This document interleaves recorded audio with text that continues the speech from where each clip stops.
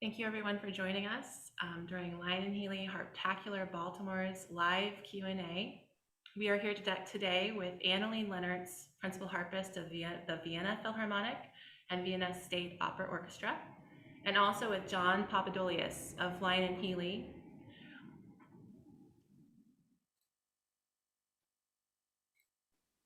I'm sorry about that. I just interrupted myself with the live Q&A in the background. Excuse our technical difficulties, as we've all learned during COVID that sometimes we have. John Papadolias is Lyon and Healy's customer service representative, as well as a master technician. My name is Katherine Denler Oliver, and I'm the sales manager for Lyon and Healy in Chicago. We're joined here today by Anneleen after her beautiful presentation online. And I kind of wanted to just start as we wait for live questions to come in, to just hear a little bit about what she was active with during COVID, how things happened, and also this really exciting project she's working on for her CD release in November. Well, hello everyone, and thank you for having me today on the Harptacular Baltimore. Well, it has been a very difficult period, I think, for all of us. In the beginning, now looking back, I was a little bit happy because I didn't know, of course, how long the pause was going to be. But in the beginning, I thought, this is nice. I can relax. It was a super busy period and do all the projects that I was waiting to do and never had the time for. So that's actually how I started arranging some music that I always wanted to arrange. And one of the first project was the Liszt Le Prelude, which was like one of the last pieces of this performance. And it's actually thanks to the COVID period, which was like way more quiet than I'm used to, that I was able to work on this project. So I would say that this program, this upcoming CD release, was a product of the COVID period. So I know that I was in a very fortunate situation, that I was, being taken care of by the orchestra. Didn't have to worry so much. I know it has been extremely difficult for so many freelance player. I also noticed that it was very, very difficult for my students, to keep the motivation up. Very scary times. But I hope that everyone somehow found something positive to take with us from this very difficult period. We can always find new ways to do something for ourselves and be creative. The arrangements were really lovely. I've already heard a lot of people, I've been getting little texts of people saying what beautiful arrangements, and also your original work of Bohème. Can you speak a little bit to the process of doing these arrangements? Like, what did you look at? What did you listen to? How did you make decisions based on kind of the orchestration on the harp? Could you speak to that a little? Yeah, that's a good question. Of course, it depends on which piece you're going to transcribe. The Liszt was a project that I wanted to do ever since I played it with Riccardo Muti in the orchestra. It's been one of my favorite pieces for so long. I've been going back and forth with this piece between the orchestra part and also the piano transcription that already exists, which of course is a big help. But in a way, there are many effects on a piano that will never work on a harp. So you always like have to balance and just try things out what will create this specific sound from the orchestra. In Bohème, of course, it's again different because it's such a huge work. It's a whole opera that you have to select pieces from, and that's very, very difficult because there are maybe 20 beautiful areas in one opera that you want to use. There's so many beautiful moments, and I think the most difficult with the Bohème was how to go for 2-3 key themes actually that make the piece, but then still have a composition of its own, that it doesn't become let's say just a cut and mix of what those beautiful passages of the opera are. So I still wanted to create like a build-up structure of a normal composition, and that was very challenging because there's just too many beautiful pieces in Bohème.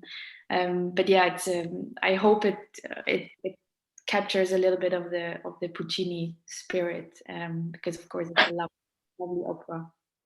I think it's really exciting, like thinking as a harpist about this idea of coming and finding ways of expressing artistry through our, in a sense, our own expression of the music by doing those arrangements.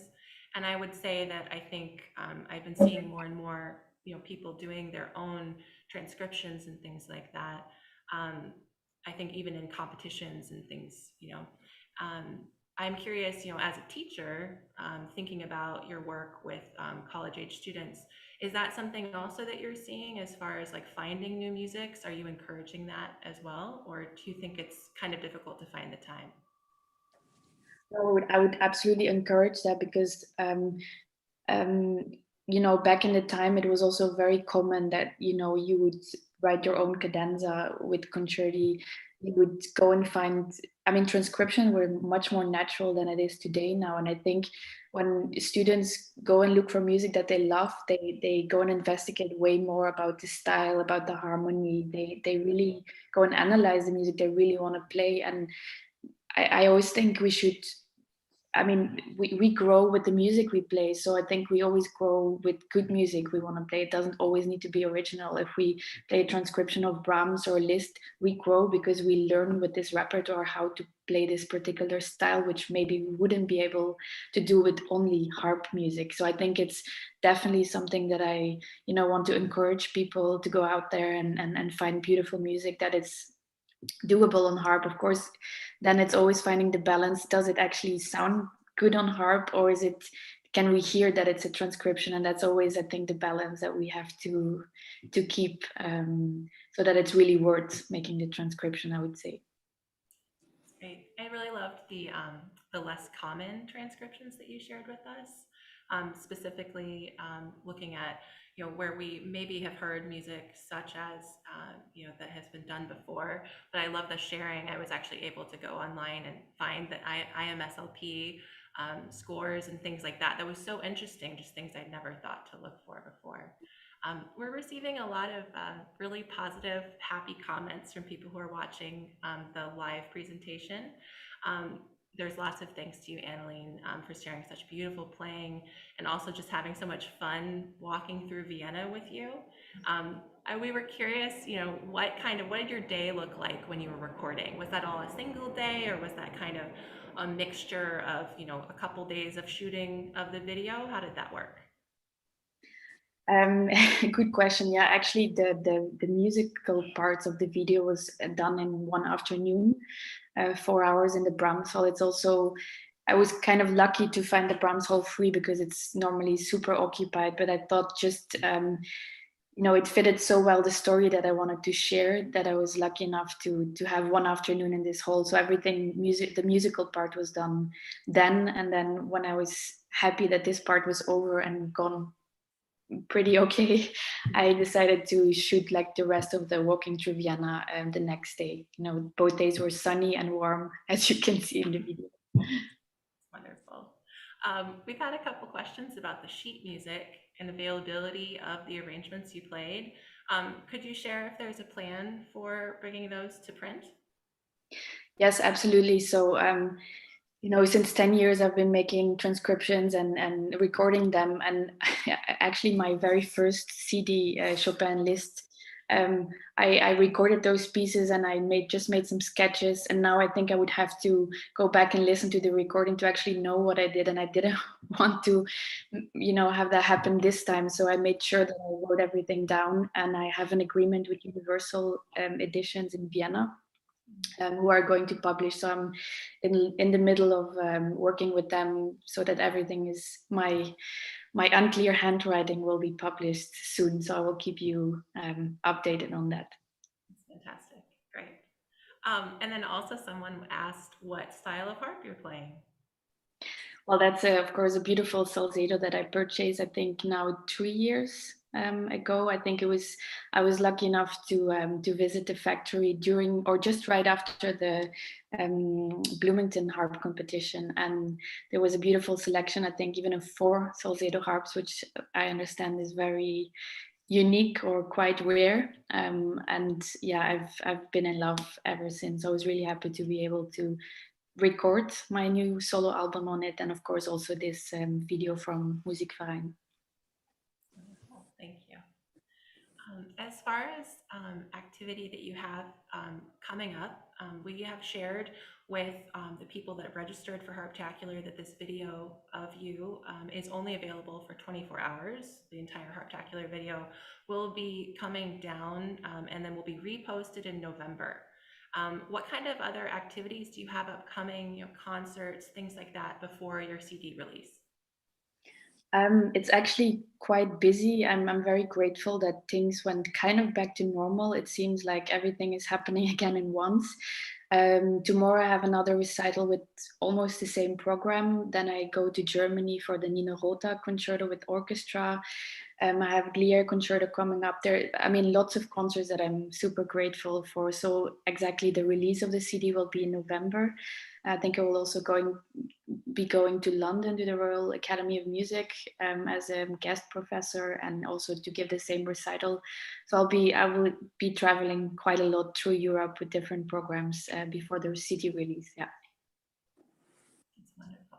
I'm glad that you're so busy. I know that it's been a time of a lot of rest and creativity for some, but then now we're kind of coming back into something like normal. And so it sounds like you're definitely, finding that. One of the things we've noticed, and I will bring John Papadolias, who's a harp technician here in Chicago, we've noticed that people are starting to get their harps regulated a little more, and we think it's related to that because now people are taking their harps out of the house and they're finding, oh, I haven't gotten my harp regulated, I've just been spending time at home with it. So John, I wanted to bring you into the conversation and see if you had any like harp health tips as far as things that people could be checking to know if they need to get a regulation. As we recommend every up to 2 years, but what are some signs that you might want to get your harp regulated as everything comes back to normal? You really want to like check your felts. That's a good indicator. So we look at your pedal felts, especially F and C. If you've worn through or they're compressed, the instrument is not going to, like discs on the harp are not going to grab so hard, and we're going to get like a flat pitch. And then ultimately, if you wear through the felts all the way, the grip goes away and you just get buzzing notes. So that's a good indicator right there. We had a lot of people because of the whole COVID situation and they're stuck at home. It is kind of a neat thing, they bring their harp in and they're like, I haven't played in 10, 15 years and now I have all this time. So we do a restring and regulate it and then they go back home and now they got something to do rather than Netflix all the time. So it's, I saw a lot of that. A lot of old harps came through and that were just kind of dormant, and now people are playing them, so that's good. That's great. Yeah, we definitely have found that also just from a sales activity kind of a perspective, we've had a lot of people start harp that, they were saying when they were a child, they took lessons or they always wanted to play. And now they're coming through and they have the time, they have this additional maybe leisure time from a hybrid schedule with work, things like that. So we're also finding a lot of people when they maybe wouldn't have had the time in their schedule are now taking virtual lessons and things like that. So it is a very exciting time for harp right now, I think, which I think we're all kind of finding. And John, you did have one other question. We had a customer ask, if they find an extra sound in their harp, either a buzz or something like that, how do they go about figuring out, what to do to diagnose that, and what steps can they take to address it? Yeah, well, buzzes come in all different capacities, So one of the big ones that I see a lot of, and it's really kind of just something you don't really see because it's on the inside of the harp, is when you tie the strings and bring it through the harp. If you leave a long tail on there, you want to keep those cut down to about an inch or a couple of centimeters, so that basically that tail doesn't touch the soundboard and vibrate. Because sometimes you just go in there and just spin it and the buzz goes away. That's a real easy one, and I see a lot of that. And it's just a simple go in, look inside the harp, and make sure that all those tails are cut back a little bit. And then the felt thing, of course, usually what happens is down in like 6F in natural and sharp, that starts to, the grip basically goes away when you wear those felt layers away. And that's your first note that just gives you a big headache, and it just buzzes like crazy in the wire section. And so that's a good time to get that thing refelt, get that pedal refelt and do the whole shot. So also, there's a lot of seasonal things with when instruments expand and contract depending on your climate. Like in Chicago, we have a big problem in the winter because everything shrinks up because of the dryness, and then we get to August and it's so super humid and things expand a little bit. As that spruce is a very sensitive wood to climate.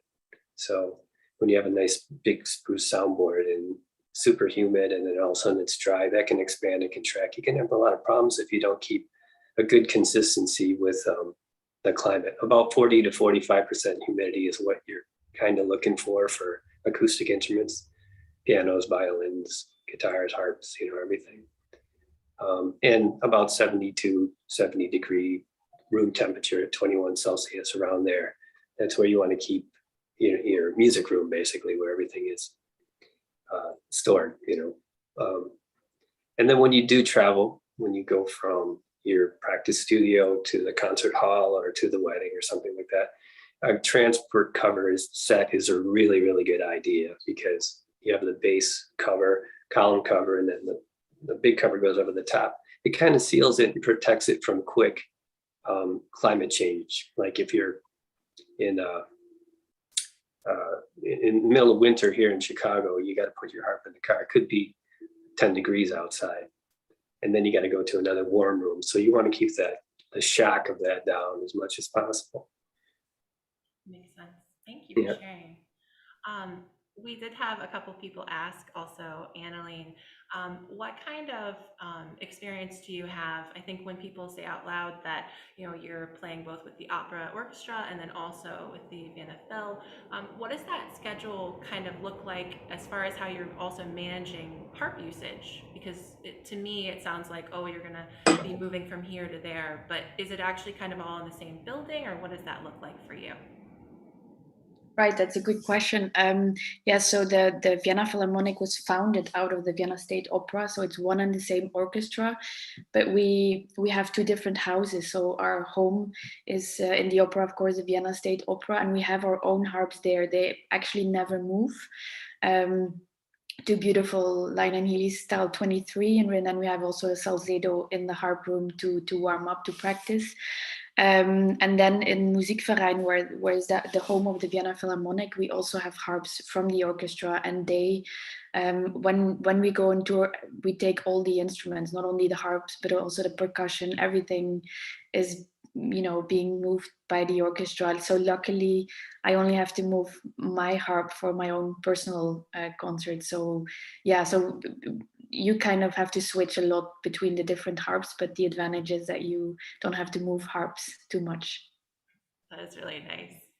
You shared a little earlier before we started this call that you have some exciting touring going on. Is that an example of they'll move everything for you when it goes, into the United States as well? Yeah, absolutely. I mean, even if we go to Asia, to the States, the orchestra takes everything with them, because also they're quite proud of their unique sound. So of course with harp it's different, but they have, Viennese timpani, they have Viennese oboes, they have Viennese horns. So they really want to protect this own sound when we go on tour. So that's why it's so important that our own instruments are taken. So we are lucky that we can play our own instruments, because I think all harpists know, just like pianists, very often you go somewhere and you will play the harp that is there. The distance may be different, but it's also good to be flexible and to learn to play different harps, because you never know what you're going to find. But in the orchestra, we are actually quite spoiled that we can always play our own instruments. That's wonderful. Yeah. We had someone ask you if all of your CD is recorded. Did you play? And a further question: did you play your whole CD for us, or are there other things that we haven't yet heard that we should look forward to? No, I haven't. I haven't played the whole CD yet. I mean, the CD is actually quite long. I think it's almost 90 minutes. It almost didn't make it, all the music that I had prepared, because when I started arranging all this music, I didn't know yet how long the piece would be. So I ended up with way too many minutes than I was supposed to have for my CD. So it almost didn't make it completely. So I was just 1 minute on the limit. So there is some more music coming on the CD, of course, in the same style, opera and symphonic fantasies. And then there are also two pieces for harp and strings that have been arranged especially for this CD, from Rosenkavalier by Strauss, and the famous Donau Waltz, which will remind everyone of the New Year's concert. So it's really then a complete package of my life in Vienna. That's wonderful. We'll definitely look forward to that. And that's mid November, yeah, that the CD will come out. Exactly. The official release date is the 19th of November. Warner already has released two of the pieces that I also played today.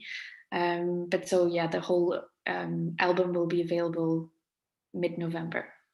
Very exciting. We're definitely looking forward to that. I'm sure you can see some of that on our social media once it finally comes out. I'm sure we'll be sharing information. Yeah, I'm very excited to share it, because I think it's one of the most personal projects that I've done so far. Also by accident, I would say. It's been 10 years that I'm in Vienna this year, so it's almost like a celebration of my experience there. I feel very grateful that I've had this learning school for 10 years. So that this is a little bit of the result of my life there for 10 years. That's wonderful. You share a little during the walk through Vienna. You talk about the process of kind of arriving and just knowing so many works. How does that work for you on a day-to-day basis? Just thinking about like a day in the life of Anneleen, keeping that repertoire available, or what kind of skills do you feel like you've developed in order to keep that repertoire accessible? Yeah, a very good question, because it really takes, I would say, almost 3 years until you really feel comfortable with all of the repertoire, because we change so much. And in the beginning, of course, you may play an opera twice, then you won't play it again for a year. So then when it comes back the first time, you may not remember everything. So the first, in the beginning period, you just prepare as good as you can with recordings, with watching in the score, writing down voices that you want to hear. But then, of course, the more it comes back, the more you get used to the repertoire. It really just takes time, first of all, but you also, I would say, um, gain experience, or you become much more flexible. You get to know the composition so much better. Like, now how to play a Strauss opera, how to play a Puccini opera. It's you get to know the languages of this certain music better, which makes you react more easily. Plus, I think the fact that we don't rehearse operas has, of course, disadvantages in the beginning, because it's scary if you don't know it. But it also makes you listen so much better, because you really have to be there to react on everything that may happen.